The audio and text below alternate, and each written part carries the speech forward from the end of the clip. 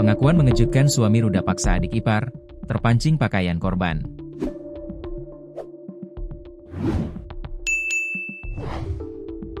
Aksi bejat pria berinisial JG, 25, warga Kecamatan Kota Padang Kabupaten Rejang Lebong Provinsi Bengkulu nekat setubuhi adik iparnya sendiri. Alih-alih menjadi sosok kakak yang baik bagi adik iparnya, SG justru melakukan aksi bejat demi memenuhi hawa nafsunya. Kini dirinya harus berurusan dengan hukum imbas perbuatan bejatnya tersebut. Padahal adik iparnya tersebut masih SD yang berusia 12 tahun. Tak hanya sekali, JG melakukan aksi bejatnya itu sebanyak 5 kali.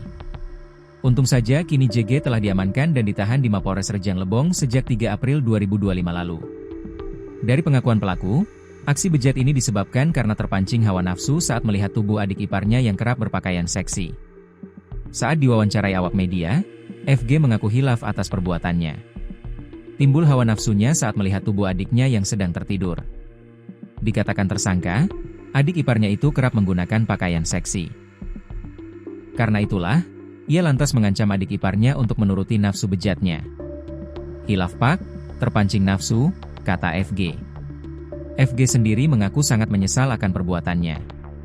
Ia meminta maaf kepada korban dan keluarganya termasuk kepada sang istri. FG sendiri telah berumah tangga selama 6 tahun bersama kakak korban dan memiliki 1 orang anak. Menyesal, saya janji tidak akan mengulanginya, ungkap FG.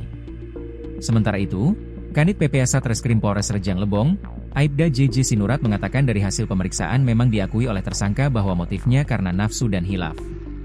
Atas perbuatannya, tersangka dijerat dengan pasal 76D Jo pasal 81 ayat 1 UU No 35 tahun 2014 tentang perlindungan anak.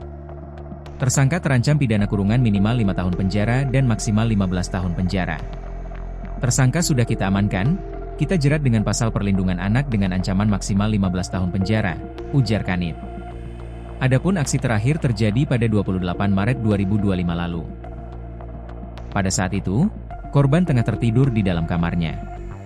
Tiba-tiba tersangka masuk ke dalam kamar adik iparnya dan melakukan bujuk rayu, serta melakukan aksi pengancaman untuk menuruti nafsu bejatnya.